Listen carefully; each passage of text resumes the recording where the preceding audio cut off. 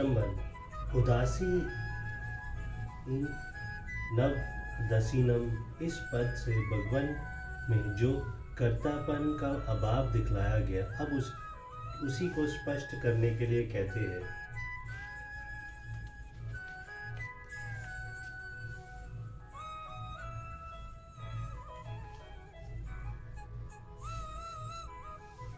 मया शेन प्रकृति सूयते सचराचरम हेतु नना नानिन कौन्तेय जगद्विपरिवर्तते।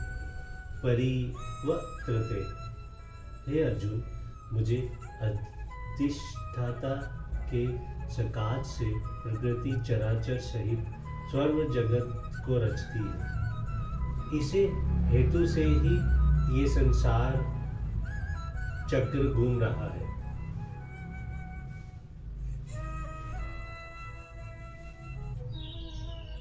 मया पद के साथ अध्यक्षण विशेषण देने का क्या अभिप्राय है? इससे भगवान ने ये भाव दिखलाया है कि जगत रचनादि कार्यों के करने में मैं केवल अपनी प्रकृति को सता स्थिति देने वाला अधिष्ठा के रूप में स्थित रहता हूँ और मुझ अधिष्ठता से सता स्थिति पाकर मेरी प्रकृति ही जगत रचनादि समस्त क्रियाएं करती है।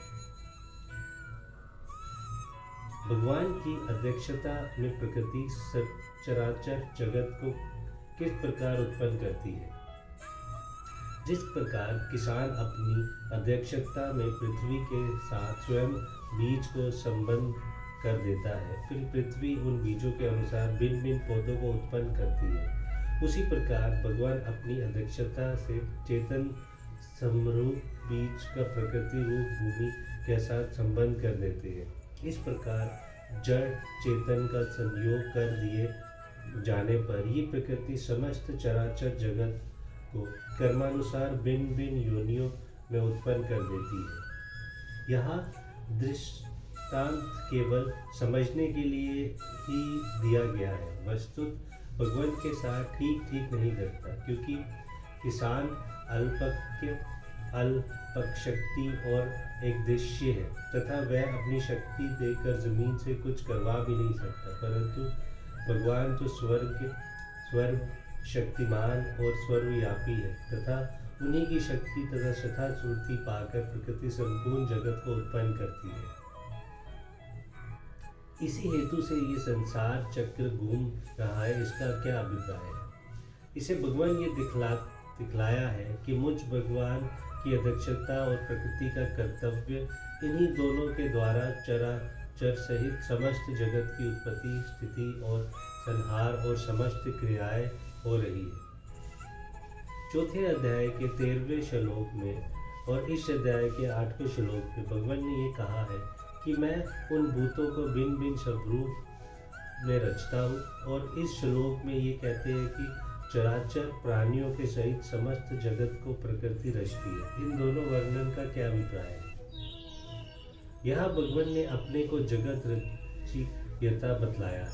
वहाँ ये बात भी समझ लेनी चाहिए कि वस्तुतः भगवान स्वयं कुछ नहीं करते, वे अपनी शक्ति प्रकृति को स्वीकार करके उसी के द्वारा जगत की रचना करते हैं। और जहाँ प्रकृति की सृष्टि रचनादि कार्य करने वाली कहा गया है, वहाँ उसी के साथ ये बात भी समझ लेनी चाहिए कि भगवान की अध्यक्षता में उनसे सता स्फूर्ति पाकर ही प्रकृति सब कुछ करती है। जब तक उसे भगवान का सहारा नहीं मिलता, तब तक वह जड़ प्रकृति कुछ भी नहीं कर सकती। इसीलिए 8वें श्लोक में ये कहा है कि अपनी प्रकृति को स्वीकार करके जगत की रचना करता है। इस श्लोक में ये कहते हैं कि मेरी अध्यक्षता में प्रकृति जगत की रचना करती है। वस्तुतः दो तरह की युक्तियों से एक ही तत्व समझा गया है। जय श्री